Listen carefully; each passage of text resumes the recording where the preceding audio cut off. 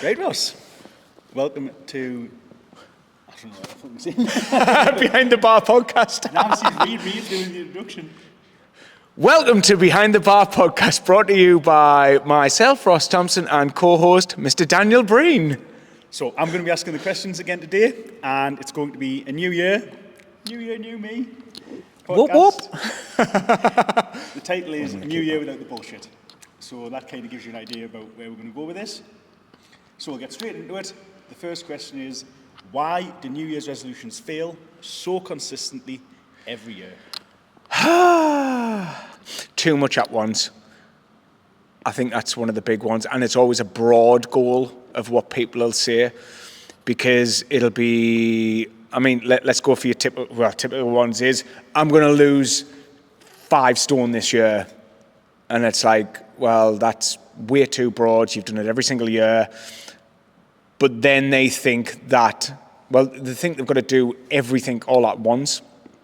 So, oh God, I mean, we've seen many times, like even people who sign up to our program, where we'll say it's 4 days a week, it's not enough for them, apparently. And we'll say, no, it's 4 days a week, look, just take your time, blah, blah, blah. But they need to do that 4 days a week. They think they need to do 2 runs a week. Because we live in the northeast of England, they also sign up to the Great North Run. And obviously, yeah, and they think they've just got to do everything all at once, and it's way too much for their already busy life, and they fail on that front. If it's, I don't know, smoking or whatever else, somebody's like, that's generally a typical New Year's resolution. They're still not putting those steps in place to be able to do it. I'll not go into the ins and outs of how you should do it, but I think that's why people generally fail, is because they just do too much all at once, and it's just too broad. Yeah, I like it. And that's the end of the podcast. Do people actually want change, or do they just want to look like they're trying to change? Ooh.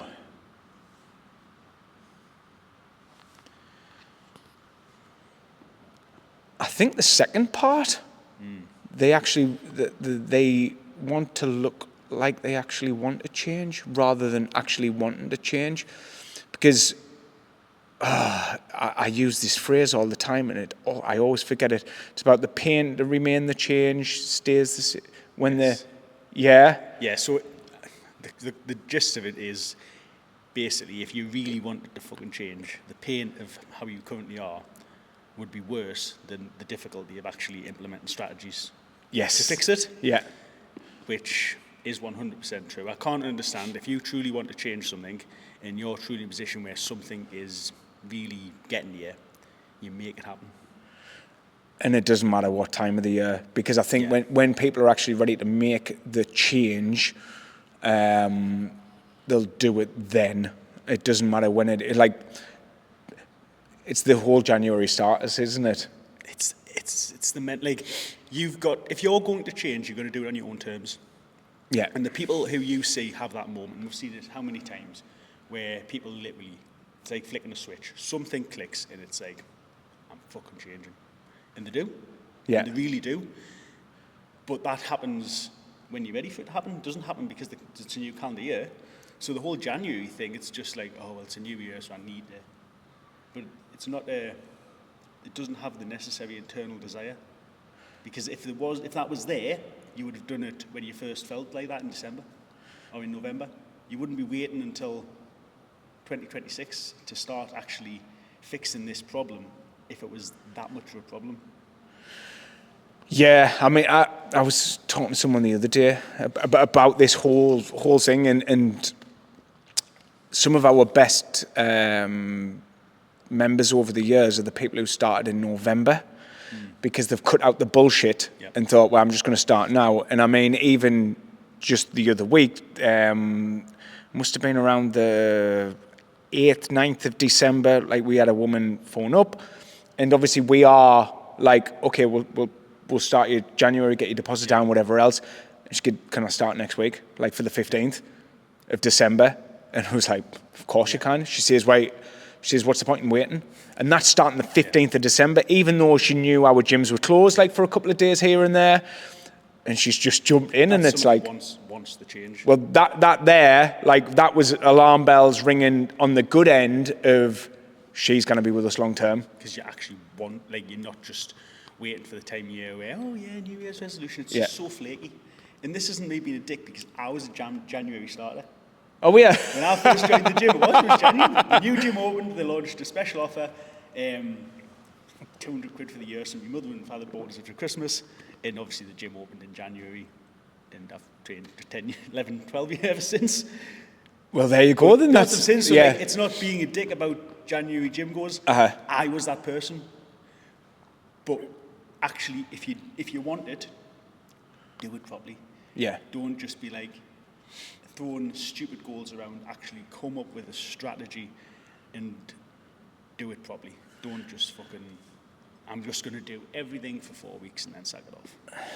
But on the flip side though, like January is a good reset. Oh, of course. And it is, I think probably some people are like they do, especially people, like, I mean, everyone's got a busy life, but they have that busy life and all the rest of it. And then like it comes to Christmas and they might have had a canny busy Christmas and it might be like, fucking hell, I need some time for me now. I need to sort my shit out. Like, I squeezed into that Christmas jumper. Do you know what I mean? And now it's even bursting more. And it's like, I get the January start, to be fair. 100%. People just get it so wrong. Yeah.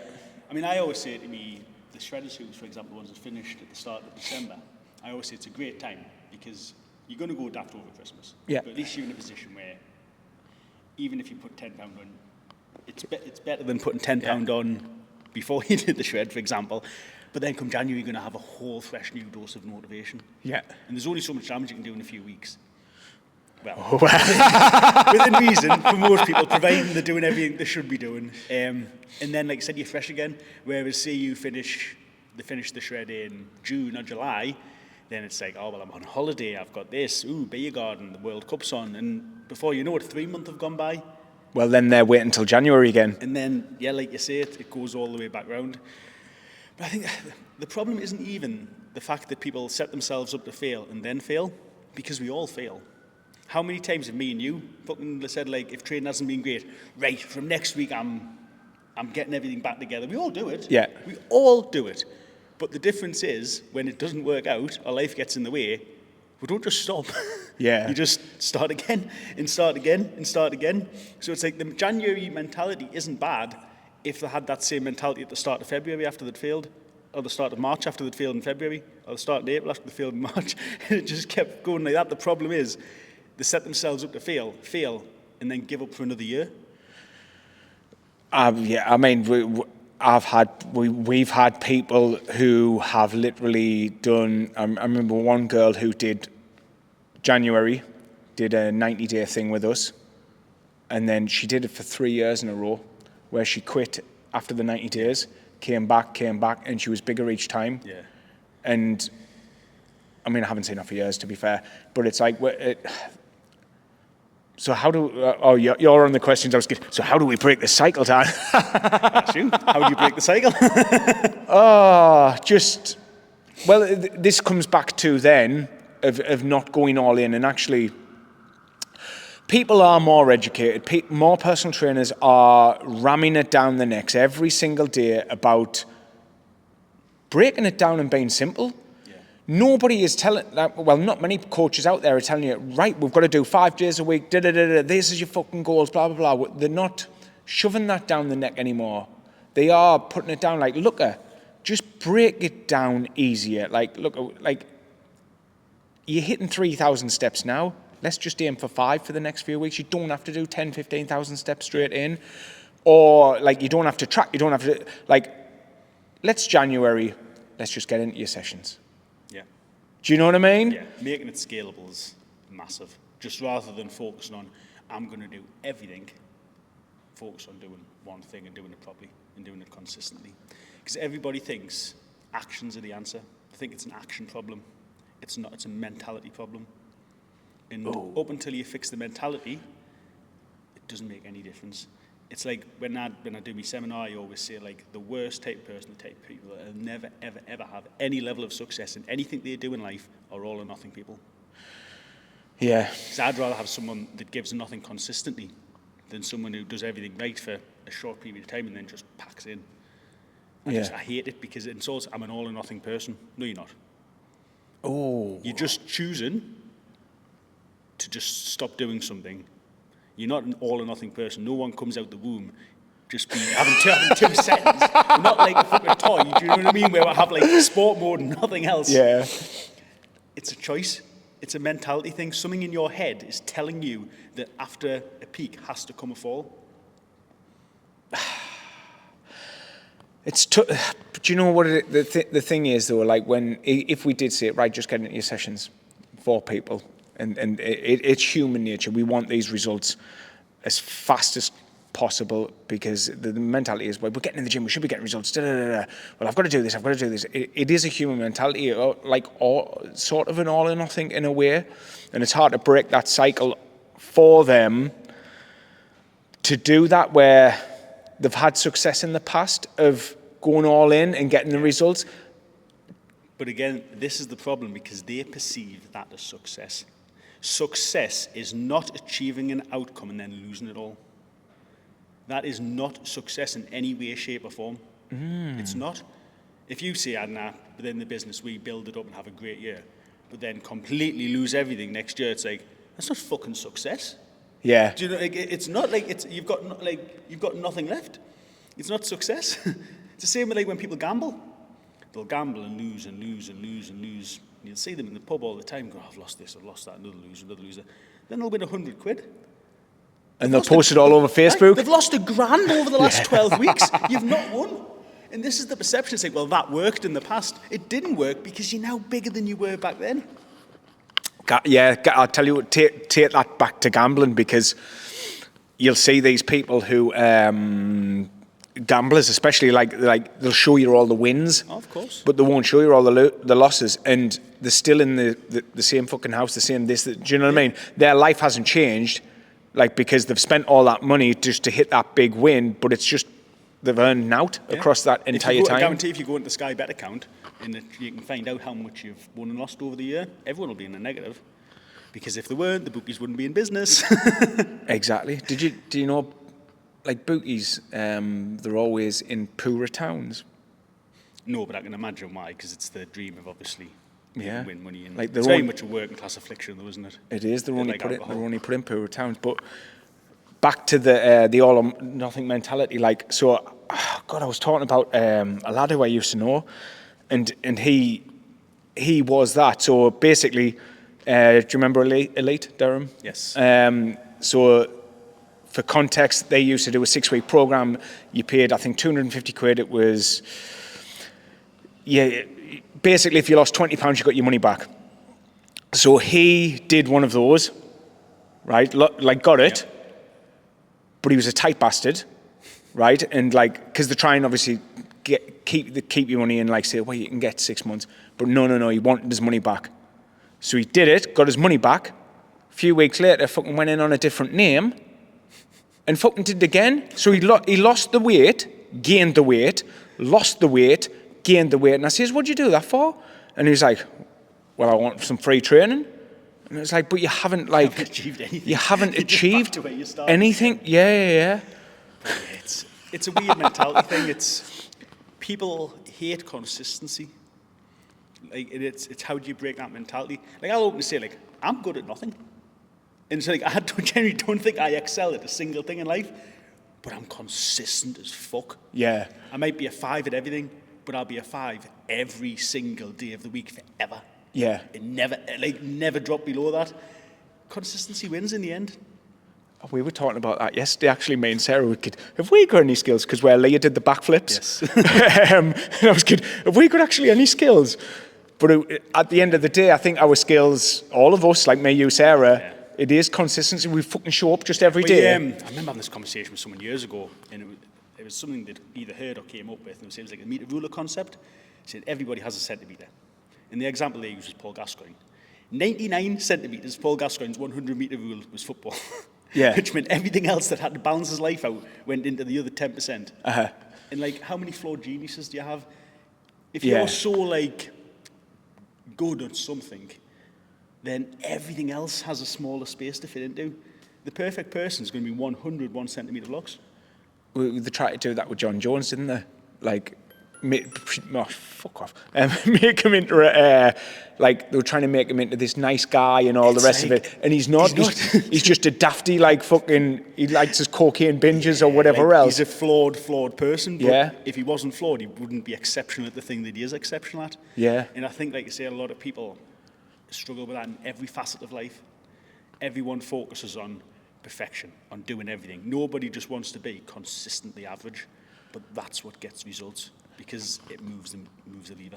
But they want to be perfect at these things, but they never are. Of Well, course because not. of the consistency. Well, it's unsustainable. Yeah. Nobody can sustain perfection. And they think, well, as soon as I'm not perfect, I'm not doing anything. Well, me and you can't. No one Like can. within, let's say, training nutrition, Nah. me and you can't because we enjoy a pint, we fucking enjoy the takeaway, or whatever else a meal out. Do you know what I mean? Yeah. Like, you do see some of these people online who are like dialed in, but that's their job to look that certain. But also, like, way. how much of it, like, I could make everyone believe that I don't do any of those things, so could you. Yeah. I could just, right, I'm in good shape. Nah, wouldn't touch a takeaway, wouldn't touch a pint, wouldn't even sniff a bar of chocolate. It's bollocks, but I could put that perception out there and people will believe it because we're in shape. Yeah. And that's what people think it takes to be in shape. So how many of these people are secretly scranning? Yeah, yeah, You know what I yeah, mean? Now yeah. they're posting the meal prep and going this and Yeah. but they're probably eating the same as fucking all of us. It's Yeah. not real. Nobody is living like that apart from a bodybuilder in maybe like a prep phase. Yeah. But even then, out of season, they're eating everything. Would they have to? They have to. Yeah. It's nobody's sustaining perfection, but you'll have some middle-aged mother or father of three with a full-time job who suddenly thinks they're going to come in and spend every day eating and training like prime Ronnie Coleman. It's just, I'm Ronnie Coleman. it's just lunacy. Yeah. Just do a bit and do it all the time. I remember when I first started out and I had my van and I had like these magnetic stickers on. I think I had it up on the gym wall 10, 12 years ago or whatever. But it was a magnetic sticker on the thing. And I thought I had to be this clean food guy. And I remember going to the Chinese and I took the magnetic thing off my van, right? We just so they wouldn't, like, just in case people seen us outside the Chinese. But I thought I had to be that way, right? Went at the Chinese fucking shop. Didn't realise it was one of my one-to-ones clients' fucking Chinese shop. Happy to, like, so You know what like it I is, got though? caught in anyway. I don't feel like that. But even now, I still feel like a fraud if I'm in my coach's game and I'm buying shit. Yeah, Like, yeah, if yeah, I yeah. was going to pop into McDonald's or something. Yeah. You feel like a dick. Yeah, Even though, like, there's nothing wrong with it. I know. You can be fucking diced and slap a McDonald's now and again. But you still feel like watching over your shoulder because you're going to get judged. So, back to the questions. Why is motivation such a poor strategy for long-term progress? watched the whole motivation podcast. It was motivation, Yeah, we wasn't did it? do a Yeah, motivation podcast. for long-term strategy. I mean, the January motivation is going to be a brilliant motivation to kick you up the arse. But we'll stay on point with the January stuff. It's going to be a good one, but it comes back to what we've just like literally discussed. You need strategy over motivation. And I think if you reverse engineer the strategy, break it down into those simple formulas, and create the motivation of more of a tick-off box of like the simple stuff. What we had on the other mugs, like, have you tracked a day? Have you trained a day? Have you hit 10K steps today? And I think if you block it down into, it doesn't even have to be as high as even ask of that, but if you break it down into a simple formula like that, of just a simple tick off and keep that as your motivation, like, you're going to find that it's a hell of a lot better. But like, I don't know about you, but to be honest, I struggle to think of the last time I woke up or went to the gym and felt properly motivated to train. Like, properly, like do you know what I mean? Like, Yeah. I still do it, but like, it's been, God, a good few weeks since I've actually like been like, up for a session, just because I feel like I'm always trying to fit it in around something. That doesn't mean I don't do it. Yeah. Do you know what I mean? You do it because that's what I do. I train those days at those times, and that's just what I do, regardless of how I feel or what mood I'm in or what else I've got on. That's just what I do. But I'm not like chomping at the bit to get to the gym, and it's just not realistic. You're not going to feel like that most of the time. Every now and again, you will get that nice workout where you wake up and it's a Saturday morning, you've had a good sleep, and you have a coffee, and you're going to go and squat heavy, and you feel strong and happy days. Great. It's great when it happens. But if you only train on those days, you're not going to get very far, are you? No. It's And just it is cold. true. But yeah, it's just, nobody's relying on motivation all the time. I don't wake up and think, I'm going to eat well today. That's just the food I've got in the house. I've got another option. I only buy the same food, so Yeah. I'm going to eat those things every day, because if I don't, I've got nothing else to eat. Are you more motivated in a dieting phase? Like when it comes to the nutrition side of things? I'm pretty consistent all the time, to be honest. I struggle, like at the minute, trying to put weight on. Yeah. I do find I'm just shit at it.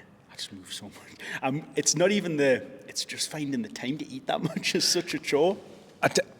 This might be off topic, but I'm in that same phase as you, and because me and you, like, we'll probably eat the same breakfast, the same lunch, like, or a slight little mixture. And by the way, it's not fucking that boring. We actually like the foods we eat. Yeah, we eat nice meals. Yeah, they're still decent, but then we're having to push beyond that. And because, I don't know if yours are, but my meals are generally around, say, the 500 calorie markers each, and them quite fill me, but then I'm not... Yeah. Then I'm having to force something else in, and like me to push, like now I'm on 3,000 calories and my weight's maintaining a bit. But now to push past that barrier, I'm sort of like forcing myself to put it in, and I don't want to, and it's weird. It's not the worst feeling in the world is eating when you're full, because like you'll be the same. I'm quite attentive to our diet, so I always make sure I get a good amount of fibre in, a good amount of protein in, just because it's good for you and I should be doing that. But that's so filling. It when is, you're yeah. eating like 220 grams of protein and maybe 40 or 50 grams of fibre, you're full off not a lot of food, like you are full. But even, it's like yesterday, I was locked in, so I was doing shit, so that was just me in a different realm for the day. And it got like 4 o'clock, I'm going back up to the gym, and I've had one meal. So I'm like eating 2 chicken breasts, drinking a double protein shake, eating a yogurt, like get like 150 grams of protein in, so I can then have my tea when I get home. But then your calories are so low, and then it's like, oh, that's fucking day written off.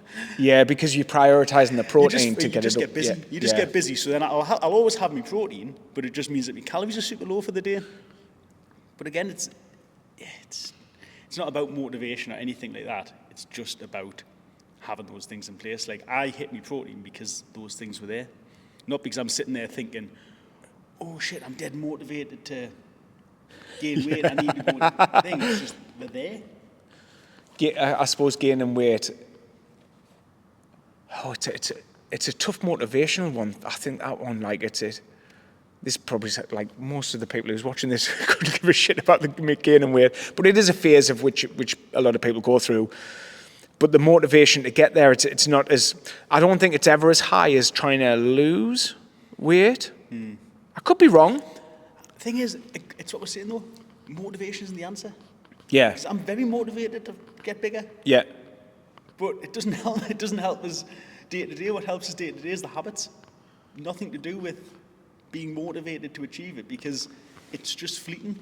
And it's consistency. Me and you there, we are actually consistently trying to hit this goal, but we're having a few days where we're not hitting our calories, we're not pushing as hard in the gym, but we know that end goal and we're staying on that trajectory. Even if that trajectory is kind of straight, we're still staying on that, but we know the long game to get it. And it's the same with diet. And it's like, yeah, you're going to be on that for a canny bit, but it's like eventually it'll get there. But it just shows that, like, even motivation isn't enough to move the market for us. It's like, now we're going out Saturday night, say, so you put a top on, your arms look small. No, so it's like, I need to put more size on. Yeah. There's your motivation. Or just buy a smaller top. But then by a few days later, that motivation's gone, that thought process is gone, and you just revert back to your habits, which, like I say, for me, was just making sure I get the protein in. But it's not those habits currently aren't enough to get me to that goal, but the motivation's long gone. Yeah. And it doesn't even work for us. Motivation doesn't work for anybody. It's about putting systems in place that get you to where you need to go. I like this one. What's the difference between setting goals and setting standards?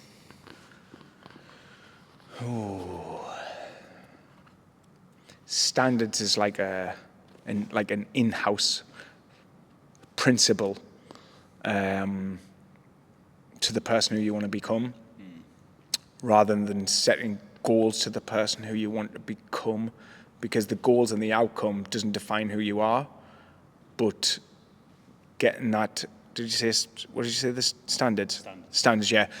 Standards is going to change you fundamentally rather than the goals itself, because like obviously just like standards, I mean, one of the standards, if I was awake second in my house, I'd make the bed. Sarah doesn't, right? So when I go upstairs, I'll make the bed after she's been in. But it's like, it sounds daft, just that tiny little one standard, but like it sets us up for something. And I don't know, I've got standards in life, and and every time I hit those standards, like I feel better in myself, and I consistently do them. And rather than a goal of, well, I want to be this, but it's like, yes, yeah. Do you get it? So the difference, I think, standards are accountability to no one. Yes. Accountability means that somebody is making sure you've done something. A standard is something that you do for yourself when no one's watching. And unless you can get to the point where you can do things for you when there's nobody else to keep an eye on you to tell you if it's wrong, you'll never be able to crack it.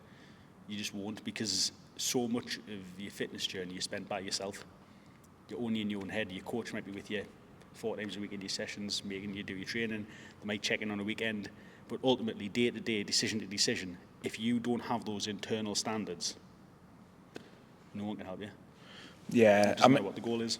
It's funny that, because of where we coach people and we do give them the accountability, like, right, make sure you put your body weight and your photos in, whatever else. You said you're going to do this, X, Y, Z. But then you do have a lot of clients who will just do it. And so, there's a couple of my check-ins where, they're just boring as fuck. It's like, yep, you've done everything right. Those people have set a standard for themselves of I am that person who weighs myself at least once a week. I am that person who puts me photos in once a week. I am that person who hits my protein goals. I am that person who hits that 10K steps. But they're not shouting about it or anything like that. They're just doing it. And yeah, it does make my check-ins a lot easier. It's one of those things. It's something I've probably softened a lot in recent years, in the sense of when I see people like this, I just feel sorry. Like people who don't have standards, I just think you've just been brought up wrong, but what can you do about it? Do you believe you can change your standards in adulthood? Wow, Dan. Because I think, as a kid, for example, I wasn't out lying. Just wasn't. It wasn't a thing. You can't just lie in all fucking day. My mum and dad got us up. Whether it was Saturday or Sunday, no, it doesn't make a difference. I wasn't allowed to just lie in my fucking bed all day. Yeah. And then I'll hear people come to the gym and be like, the bairns are still asleep. Or couldn't come, or something like that. Like a Saturday, 10 o'clock. Yeah. What are you fucking being? The kids are still asleep. You've got something to be, get them up. Yeah. But it's that's how they've been brought up, and that's how they're then bringing their kids up. Yeah. And it's has the horse bolted? Can you create those standards into later life when they haven't been instilled to you from a young age? Well, this one always grips mine and your shit. The people who come in 1-2 minutes late and they turn around to you and say, "I'm always late." Aye. Yeah, as if it's something that's inbuilt into them. Yeah, it's a standard. You shouldn't be proud of that standard, but to change the standards when they're older, I think it then comes back to, is the pain of remaining the same as good as what the change is going to be? I think that's the only way people can change the standards. But it's the same again. It's mad because every topic and every single thing comes back to them ingrained habits of lifetime and all the rest of it. And again, can they change those 30 years worth of bad habits to be able to create the standards of what that goal of what they said they want? And it's also that thing, if you've never been brought up thinking that's wrong, you still won't think it's wrong. Yeah. You'll walk in 5 minutes later and you'll not see the problem with it. Yeah. So you'll never fix it because your head can't even comprehend that it's wrong. Yeah. Because you've just been brought up to a completely different set of ideals to anybody else. It's like, obviously, crime, for example. If you look at like crime figures in deprived areas of deprivation, making words We'll get it. if you grew up and it's just perfectly normal to go and steal, Yeah. it's normal. I mean, you wouldn't imagine it. Most people wouldn't even imagine just going and taking something off somebody else. But if that's all you've ever known, you don't even see it as a problem. Well, this isn't stealing, but I'm not a thief. But one of the where you said about like for your kids and all the rest of it, like where like if they're known the standards. I remember one of the members. So she did like a 7 to 8 o'clock, and she'd phone her son at 10 to 8, so during the session, phone and like, what you doing? I'm making sure he's up.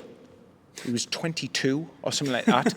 Do you know what I mean? It's like making sure he's up. Yeah. Like and now he's allowed it where he doesn't have to set an alarm or anything like that. Like, so he can get up for work. Like, do you know what I mean? It's just mental. And like I used to say it to her, like how a man, like fucking, you know what I mean? Like I've got coaches older than that, younger than that.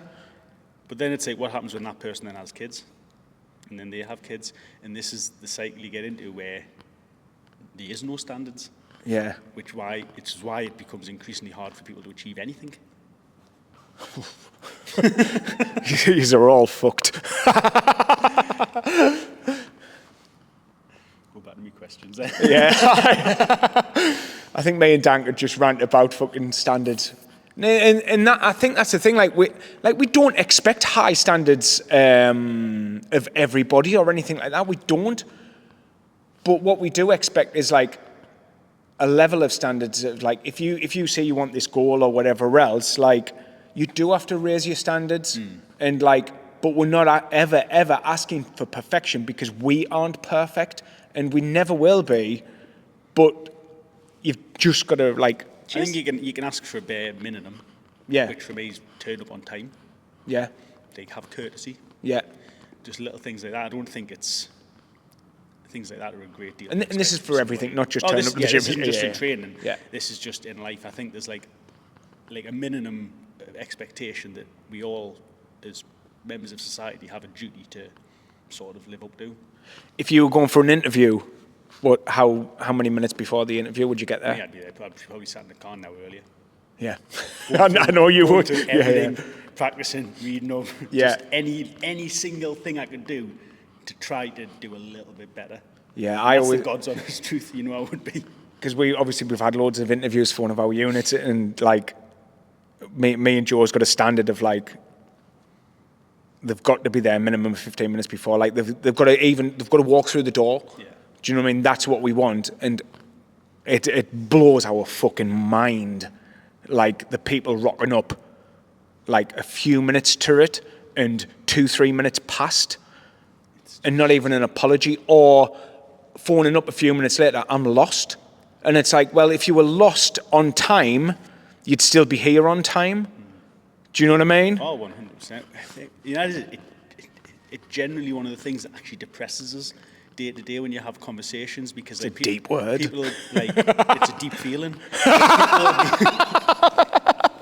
People will be talking about work and like sick days and stuff like that, and people just deciding that they're just going to call in sick, just to fancy a day. And it's it's just the way it is now, though, isn't it? And like it literally like I hate it. I just hate it so much. I hate like that mentality of like, yeah, it's just what you do now.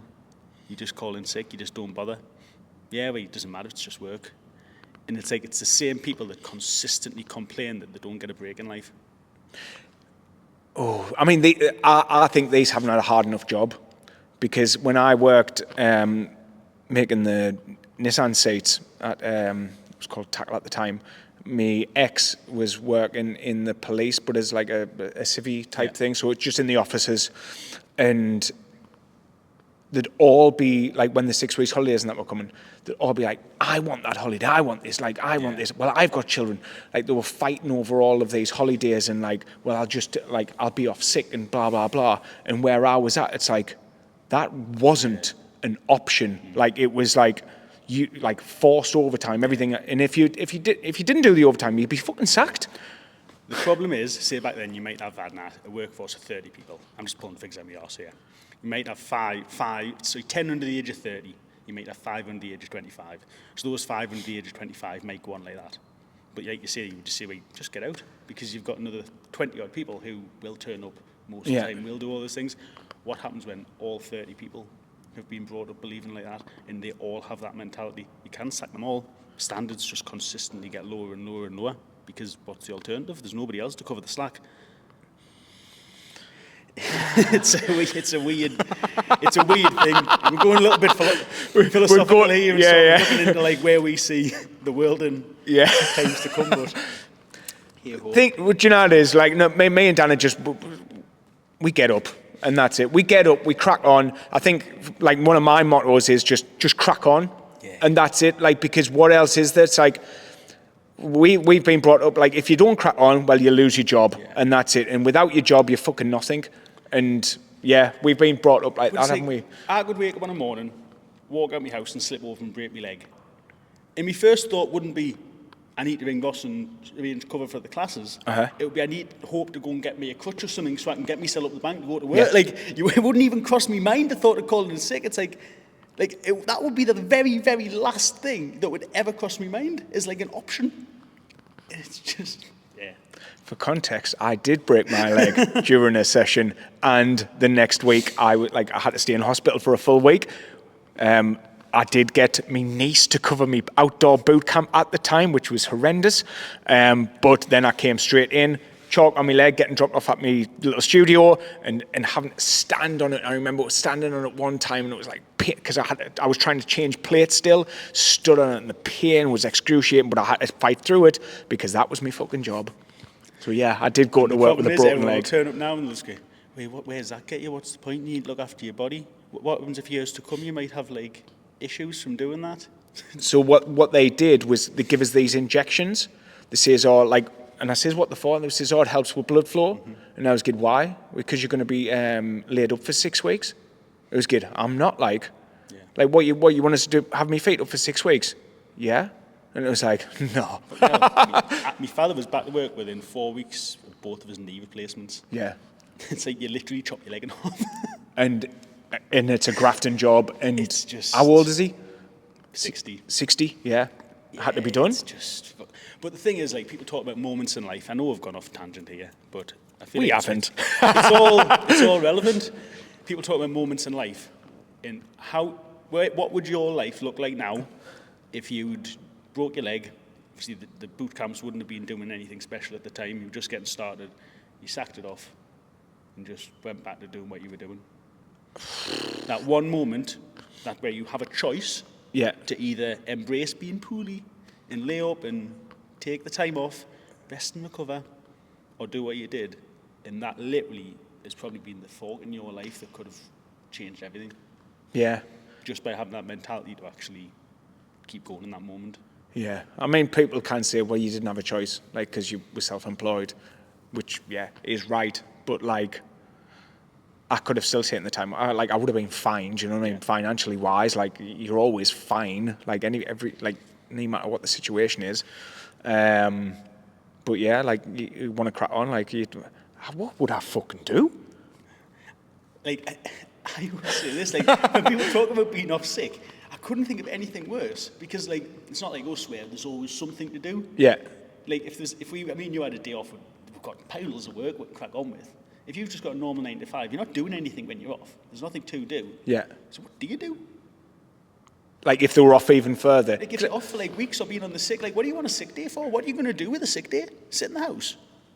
Like, all day and just watch telly? Like, why would you want to do that?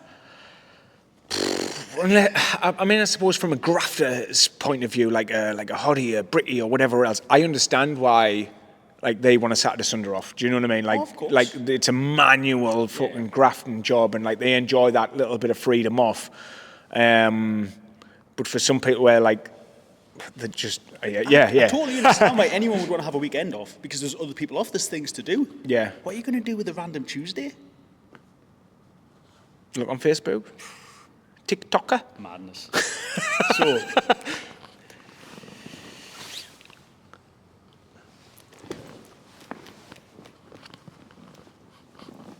why does January create a false sense of urgency? Because it's the new year. It's like a new beginning. Everybody else is putting the goals out there and all the rest of it, and then goes back to that one of like, well, I feel as though I need to do something as well. It's weird how we create this perception that a new year makes any fucking difference to anything, doesn't it? And we all do it. Nothing changes. Yeah. Nothing changes from December to January. There's no more changes from December to January than changes from September to October. Nothing.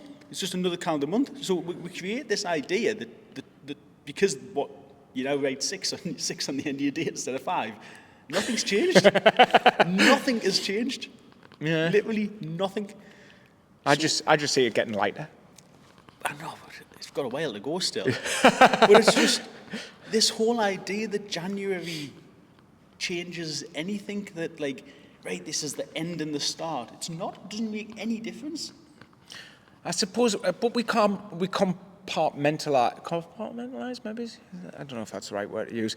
But we section our lives into years. And I get it, because because I can say like, well, 2012 I did X, Y, Z. In 2015 I did da-da-da-da. It's part of your histories of life. And I mean, like, I do write down a lot now of like what goes on in the year, and I can see fucking how much I actually do and how many wins and all the rest of it I do have in a year, which I can probably look back on in the future and do that. But I think when it ticks over to that day, it shouldn't change. But from a human, what we've created over millennia, it's one of them new year, new beginnings, isn't it? If we put as much emphasis on every single day as we put on every single year, how much better would most people's lives be?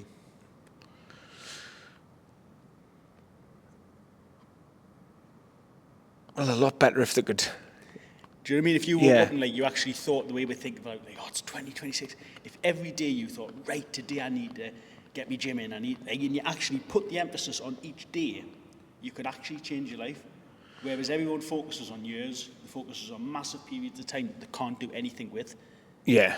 If people just focused on the day when they can actually do something, and if you do something every day positive, it'll fix everything. But instead we choose to focus on these huge, vast periods of time that we can't do anything with. No, and we're going to be sitting here exactly this time next year doing this exact same thing. Nothing will change. No, but like the same. No, we'll be saying the same message. Yeah. Because people will, they'll be thinking, I've got to do this, and we can't see October from now. Yeah. It's too far away. I mean, we have our planned out year in any way, but it is too far away. And even if people have, say, a massive holiday booked, let's say for October, and they want to get in shape for that, that's too long for them. Do you know what I mean? To comprehend. But it comes back down to breaking it down into those fucking again, I think things, isn't it? This is one of the reasons why people fail, because it's like, say, January's a great month, and then you go off the boil towards the end of it. You don't just write off that bad day. You write off the February. You write off March. If people just went into the new year, taking everything day by day, you have a bad day, great. Tomorrow, I'll just start again. Just start again. You can change it because you're stopping it before it spirals. Whereas people going with this year's going to be my year. Why don't you just make today your day? Yeah, it's just the day, yeah. I really need a piss. I'll keep that bit in. I feel like we've covered quite a lot of what I've got to go. So I'll tell you what's your final thoughts on the January people? What's the message then, Dan, to January starters? Don't be put off. This isn't supposed to be negative. If you're starting in January, great. But there's nothing special about starting in January compared to February, compared to March, compared to April. If anything, there's a high probability you're not going to succeed. And that's because of the mentality in which people approach the start of the year.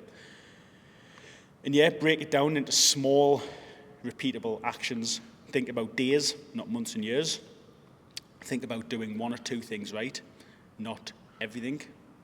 And yeah, just going into the year thinking about consistency and thinking about long term rather than how quick can I get the results, because the quicker you try to get the results, the further and further away you'll get from them. And yours? Mine, get boring. Boring is the best way around it. Let's go for something weird. Weird. If one of your mates or friends or whatever else, if they've set a January goal, beat the fuckers. Like, beat them long term, like, because they're going to fail in January, February, like end of January, February, right? You fucking keep going. Make even a bit of a fucking bet with them, or even just a bet inside your own head to set your own standards and just beat the fuckers this year. Like, if you can survive it out and just consistently beat them, like turn up to the gym, don't worry about, like, if they're not coming to the gym, get in an extra gym session as well, like, beat them. You know, it is, I always say, like, I always call my clients tortoises. In the sense of, like, they'll say, and they're like, oh, they're doing this, or they're doing that, or they've taken the jabs and they've dropped 6 stone. And I always say, you're a tortoise. They're a hare. You win in the end. And it's... Thank you very much. Cheers. Yep. Good.